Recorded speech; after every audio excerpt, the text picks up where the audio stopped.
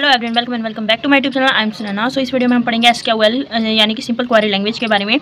ये कहाँ यूज़ आती है, ये 12th क्लास के लिए तो बहुत इंपॉर्टेंट है, टॉपिक है। सो आप यहाँ पर भी इस वीडियो में एंड तक बने रहना ताकि आपको अच्छे से समझ आए, ठीक है। तो फर्स्टली हम उसकी डेफिनेशन पढ़ते हैं। डेफिनेशन क्या होती है एसक्यूएल की? SQL is a simple query language use for assessing, handling and managing data in relational database. SQL एक सिंपल क्वेरी लैंग्वेज है जिसके अंदर हम जो भी डाटाबेस है उसके अंदर हम मतलब डाटा को मैनेज, एसेस और हैंडल करने के लिए यूज़ करते हैं, ठीक है।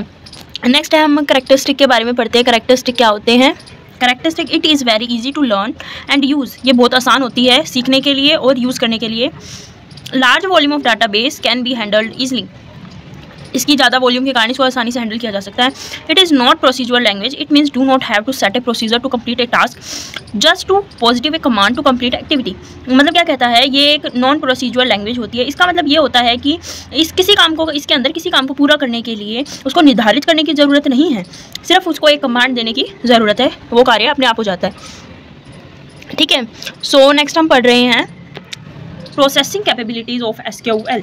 हम पढ़ रहे हैं प्रोसेसिंग कैपेबिलिटीज़ ऑफ एसक्यूएल। सो इसके अंदर क्या कहता है, इसके अंदर दो कैपेबिलिटीज़ होती है एसक्यूएल की। डीडीएल यानी कि डाटा डेफिनेशन लैंग्वेज, और एक होती है डीएमएल डाटा मैनिपुलेशन लैंग्वेज। अब डीडीएल का मतलब क्या हो गया? Data definition language. इसके अंदर क्या होता है? SQL provides commands for defining the relation scheme और modifying relation schemes and deleting relations. This is called data definition language. मतलब क्या करता है, ये प्रोवाइड करता है कमांड डिफाइन करने के लिए रिलेशन स्कीम्स को, मॉडिफाई करने के लिए और डिलीट करने के लिए रिलेशंस को, ठीक है। इसको हम क्या बोलते हैं? डाटा डेफिनेशन लैंग्वेज यानी कि DDL. Through which this set of relation are specified including their scheme data type for each attribute. तो इसके अंदर ये क्या करता है, ये एक सेट ऑफ रिलेशन होता है जो स्पेसिफाइड होता है उसकी स्कीम्स को लेकर और उसके टाइप्स को, हर एट्रीब्यूट के टाइप्स को लेकर वो क्या होता है, मतलब स्पेसिफाइड करता है उसको। नेक्स्ट है डीएमएल का मतलब क्या होगा? डाटा मैनिपुलेशन लैंग्वेज, जिसका इसके डेफिनेशन क्या कहती है? Data manipulation using a database means either retrieval या access of existing data, insertion of a new data, removal of existing data and modification of existing data in the database. मतलब क्या हो गया? डाटा मैनिपुलेशन यूज़ किया जाता है database के लिए, जिसका मतलब ये होता है कि मतलब एसेस करने के लिए जो भी एग्जिस्ट कर रहा है उसके अंदर डाटा, उसको, और उसके अंदर कोई भी इंसर्टेशन करनी हो उसके लिए, न्यू डाटा ऐड करना हो, और जो पहले एग्जिस्टिंग जो डाटा है उसको रिमूव करने के लिए और मॉडिफिकेशन करने के लिए, जो भी डाटा का मॉडिफाई करने के लिए इन डाटाबेस के अंदर।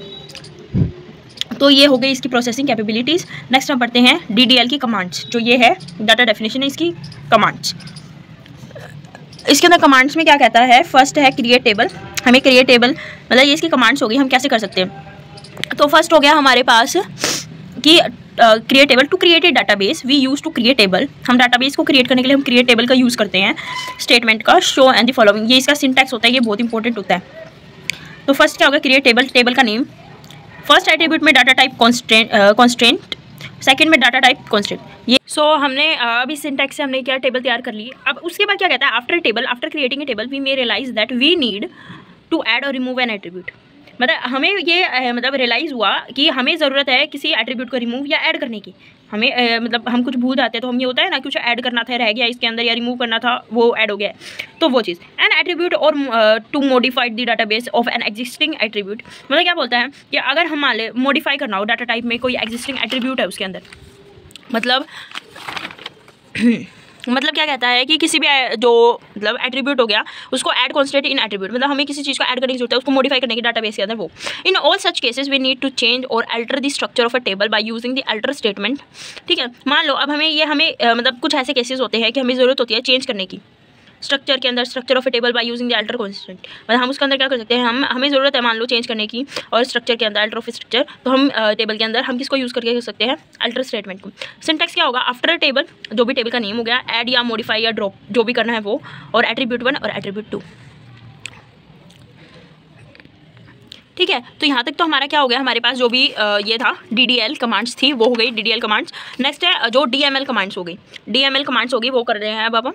तो इसके अंदर क्या होता है डीएमएल कमांड्स के अंदर कि तो इंसर्ट करना, डिलीट करना और अपडेट करना, ठीक है। तो इंसर्ट के अंदर insert into statement is use to insert new records in a table, ठीक है। मतलब कोई भी चीज़ नाम से पता चल रहा है, किसी भी मतलब स्टेटमेंट के अंदर चेंज करना या टेबल के अंदर चेंज करना, इंसर्ट करना कोई भी एलिमेंट्स या कोई भी जो भी चीज़ है वो, ठीक है। It's syntax is insert into table name values 1 values 2 और ये सारे, ठीक है। तो ये इंसर्ट करने का ये क्या हो गया हमारे पास, सिंटैक्स हो गया यहाँ से यहाँ तक, ठीक है। और साथ के साथ आप इसको नोट भी करते रहिए ताकि आपको अच्छे से समझ आ जाए। अगर आपने बाद में रिवीजन करनी हो तो भी आप इसमें से कर सकते हैं। डिलीट और डिलीट कमांड्स क्या होगी, delete commands is use to delete row from the relation. मतलब डिलीट कमांड यूज़ होता है ऑब्वियसली डिलीट करने के लिए रोज के अंदर से रिलेशन के अंदर, रोज को डिलीट करने के लिए रिलेशन के अंदर से। सिंटैक्स क्या होगा, delete from the. So delete command क्या कहता है, delete command is use to delete rows from relation. मतलब डिलीट कमांड क्या हो गया, ऑब्वियसली डिलीट करना है, किसी चीज़ को रिमूव करना है, तो रोज़ को डिलीट करना फ्रॉम रिलेशन के अंदर से। सिंटैक्स क्या कहता है, delete from the table name. Update क्या होगा, it is use to specify the changes in the rows of relation. मतलब चेंजेस करने के लिए रोज के अंदर से रिलेशन के, ठीक है। आई होप आज आपको यहाँ तक समझ आ गया होगा। तो आगे हम चलते हैं कॉन्स्टेंट्स पे। कॉन्स्टेंट्स क्या होता है, constants are the certain type of restriction on the data values and attribute can have. Constriction क्या होता है, एक टाइप का रिस्ट्रिक्शन होता है किसके ऊपर, डाटा वैल्यूज़ के ऊपर, that an attribute can have, जिसके जो एट्रीब्यूट के पास भी होता है। They are use to ensure the accuracy reliability of data. ये किस लिए यूज़ आते हैं, एंश्योर करने के लिए एक्यूरेसी को और रिलेबिलिटी को डाटा के। However, it is not mandatory to define constraint to each attribute of a table। कि मतलब ये ज़रूरी नहीं है कि हर एक मतलब एट्रीब्यूट से हम कॉन्स्टेंट को, मतलब कॉन्स्टेंट के हर एक एट्रीब्यूट से टेबल को डिफाइन करें, ये ज़रूरी नहीं है। तो ये चीज़ होगी इसके अंदर, ठीक है। सो आगे हम पढ़ेंगे types of constants. Types of constants के अंदर क्या कहता है, फर्स्ट टाइप हो गया इसका, ये मेन होते हैं तो आप ध्यान से पढ़िएगा। फर्स्ट हो गया यूनिक। यूनिक क्या कहता है, this constant ensure that the no two rows have the same values in the specified column. मतलब ये कॉन्स्टेंट्स के अंदर क्या होगा, ये इंश्योर करते हैं कि no two rows have the same, मतलब दो रोज का सेम वैल्यूज नहीं आए specified column, in the specified column, ठीक है। नेक्स्ट है हमारे पास प्राइमरी।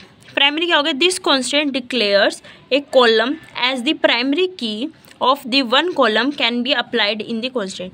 ये क्या करता है, मतलब दिस कॉन्स्टेंट, ये कॉन्स्टेंट क्या होता है, सिमिलर होता है यूनिक कॉन्स्टेंट्स के, जो एक्सेप्ट करता है only one column can be applied in the constant, जिसमें अंदर एक कॉलम सिर्फ अप्लाइड कर सकता हो, उससे ज़्यादा नहीं। Primary keys do not allow null values. जो प्राइमरी कीज़ होती है वो नल वैल्यूज़ को मतलब यहाँ पे वो नहीं करती है, अलो नहीं करते हैं। नेक्स्ट है डिफ़ॉल्ट। डिफ़ॉल्ट क्या होगा, a default value specified for a column using the constants. मतलब डिफ़ॉल्ट क्या होगा, डिफ़ॉल्ट वैल्यू स्पेसिफाई होती है कॉलम के लिए जो कॉन्स्टेंट के अंदर यूज़ किया जा रहा है। When A user does not enter a value for a column, अगर कोई भी यूज़र जो यूज़ कर रहा है वो कोई भी वैल्यू एंटर ना करे कॉलम के लिए, automatically they define default values inserted in the field. तो वो अपने आप ही एक वैल्यू दे देगा जिससे वो आगे तक इंसर्ट कर देगा, मतलब उसके अंदर उसे जो भी कॉलम की वैल्यू। चेक, नेक्स्ट चेक है, this constants limits value that can be inserted into a column of a table. मतलब ये कॉन्स्टेंटेड लिमिट्स वैल्यूज़ होती है जो भी हम इंसर्ट कर सकें, can be insert into a column of a table. So हमारा SQL का टॉपिक कंप्लीट हो चुका है। अगर आपको मेरी वीडियो पसंद आई हो, और इस वीडियो को एंड तक देखना ताकि आपको अच्छे से समझ आ जाए, बीच में स्किप करके मत देखना, आपको कुछ समझ नहीं आएगा, ठीक है। तो अगर मान लो आपको अगर कोई भी टॉपिक ऐसा हो जो आपको समझना हो CS या डाटा स्ट्रक्चर के अंदर, तो आप मुझे मतलब कमेंट बॉक्स में टाइप कर दें ताकि मैं उस पर वीडियो बनाऊँ। Okay, so thank you and bye bye.